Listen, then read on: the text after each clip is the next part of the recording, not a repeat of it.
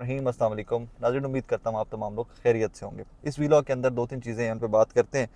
एक तो शहबाज शरीफ साहब की एक रीसेंट स्टेटमेंट है और वो स्टेटमेंट को मैं थोड़ा सा कनेक्ट करना चाहूँगा आपके फ्यूचर के साथ, future of politics, future of Pakistan, future of upcoming election, वो जब भी कभी होंगे, फ्यूचर ऑफ अपकमिंग इलेक्शन और PMLN के इंटरनली मामला क्या चल रहे हैं और कैसे गुड कॉप बैड कॉप ने इस कौम को पिछले 40-45 साल से बुद्धू बनाए रखे और हमारे मासूम लोग बुद्धू बने रहे। I am sorry to say that, मैं बड़े शर्मिंदगी के साथ ये लफ्ज़ इस्तेमाल कर रहा हूँ।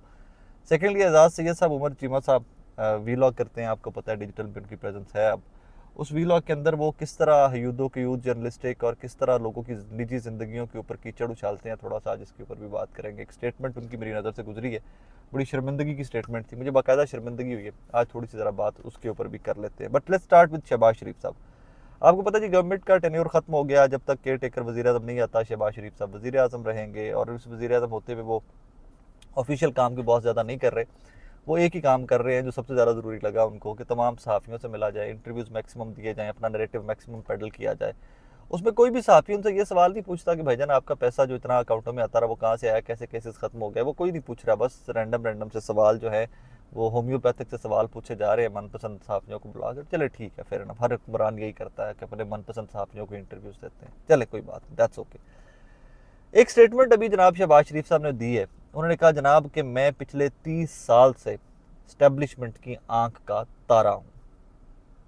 अब तारा और सितारा वाला तारा नहीं है ये, और है तो तारा ही सितारा ही। खैर, ये शहबाज शरीफ साहब और नवाज शरीफ साहब की पॉलिटिक्स देखें तो गुड कॉप बैड कॉप, मुझे क्यों निकाला, एंटी स्टैब्लिशमेंट, डॉन लीक्स, ब्ला लीक्स, एक तरफ वो हरकतें होती रही और एक तरफ जो शहबाज शरीफ साहब हैं वो अपने भाई की सियासत के एंटी सियासत करते हैं बज़ाहिर, कि जी मैं तो स्टैब्लिशमेंट का बड़ा प्यारा हूँ, आंख का तारा हूँ पिछले 30 साल से। अब यहाँ पर आपके जहन में, मेरे जहन में पहला सवाल आया और आपके जहन में भी यकीनन ये सवाल आना चाहिए कि 2018 के इलेक्शन के बाद बिलावल भुट्टो जरदारी साहब ने इमरान खान साहब के लिए सिलेक्टेड का लफ्ज़ इस्तेमाल किया। आज बिलावल भुट्टो जरदारी साहब शहबाज शरीफ साहब के लिए क्या लफ्ज़ इस्तेमाल करेंगे?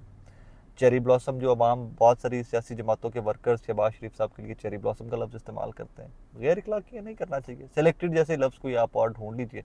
अब मैं इंतज़ार कर रहा हूँ इसके ऊपर, I would be very honest.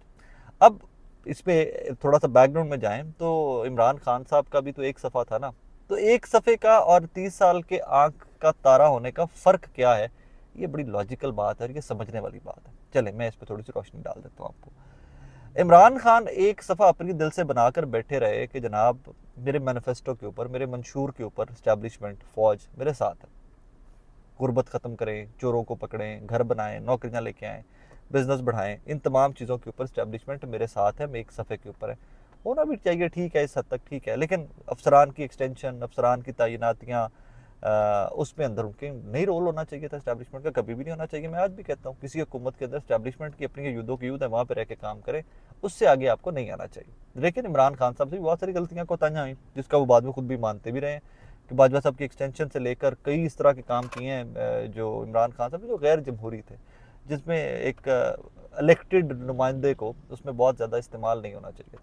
मैं तब भी कहा करता था कि जब ये एक सफ़ा फटेगा तो ये लीरो लीर हो जाएगा। I am sorry to say that कि मैं ये लफ्ज़ इसमें गैर पार्लिमानी लफ्ज़ देंगे, लेकिन चले, जब ये सफ़ा फटेगा तो उसमें बड़ा शोर मचेगा। और फिर वही हुआ कि जब वो सफ़ा फटा तो बड़ा शोर मचा।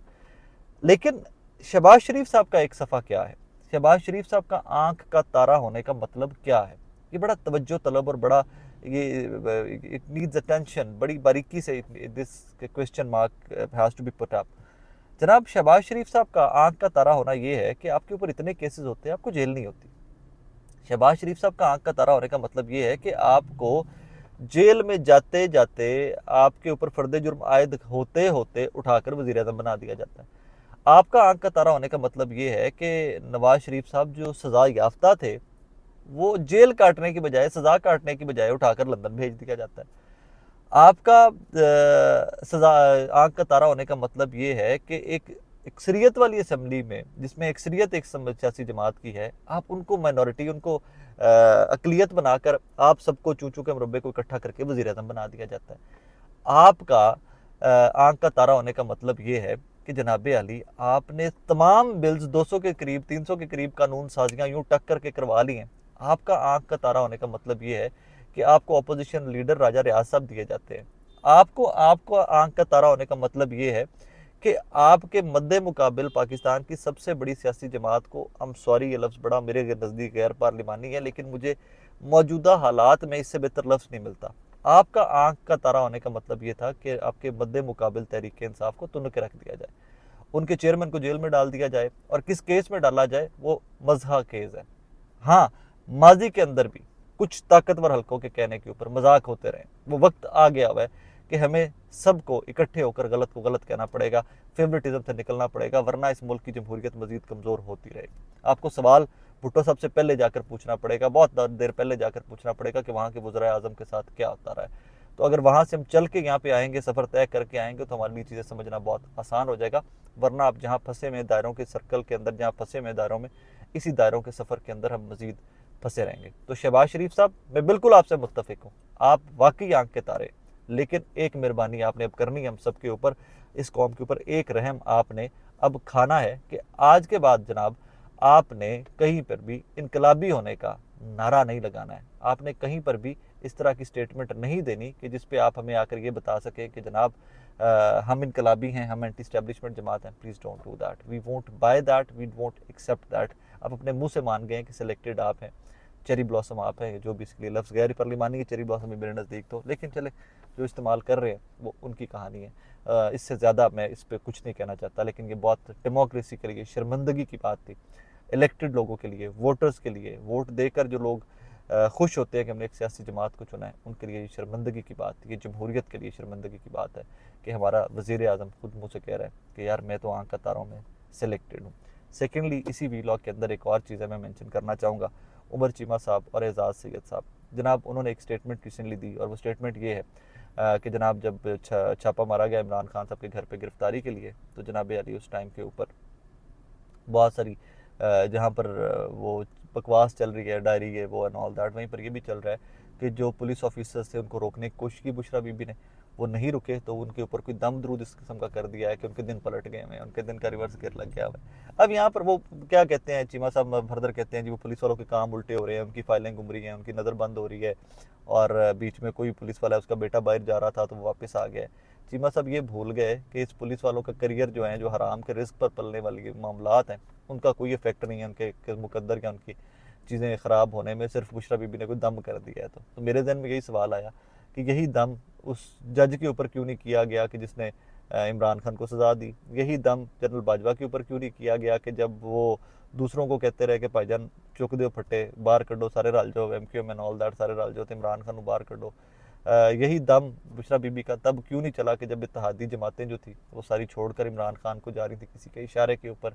यही दम उनका क्यों नहीं चला तब कि जब उस्मान बुज़दार और फटा पड़ा पंजाब के अंदर सारा। सो छड्डो यार, कोई मतलब मुनाफकत की और कोई गैर इखलाकी सहाफ़त की भी कोई हद होती है। मुझे कोई बाखुदा मैं कोई सपोर्टर नहीं हूँ इस किस्म का, ये दम दरूद और मैं अल्लाह की ज़ात पे बिलीव करता हूँ, अपना मज़हब मेरा बड़ा क्लियर है, नमाज रोज़ा अल्लाह कुरान दैट्स इट, मैं इसके ऊपर बड़ा सीधा सीधा चलता हूँ आखिर। लेकिन यार ऐसा मत करें कि आप तोहमतें लगाते जाए एक शख्स के ऊपर, और अगर कहीं पर इस तरह का ये दम दरूद और इसके ऊपर हुकूमतें चलती रही हैं, सियासतें चलती रही हैं, तो मैं इसके बड़ा मुखालिफ किस्म का इंसान। I don't believe in all that. मैं अल्लाह की ज़ात को ताकतवर तरीन, कुरान पाक को ताकतवर तरीन कलाम, हुज़ूर पाक सल्लल्लाहु अलैहि वसल्लम की तालीमात को आखिरी तालीमात मानता हूँ, उसके बाद I don't believe anything else. लेकिन आप लोगों को थोड़ा सा एहसास भी करना चाहिए कि आप तोहमतों लगाने के ऊपर किस हद तक चले गए हैं। अपना ख्याल रखिएगा, बहुत सारा ख्याल रखिएगा, दुआ में याद रखिएगा। अल्लाह हाफ़िज़।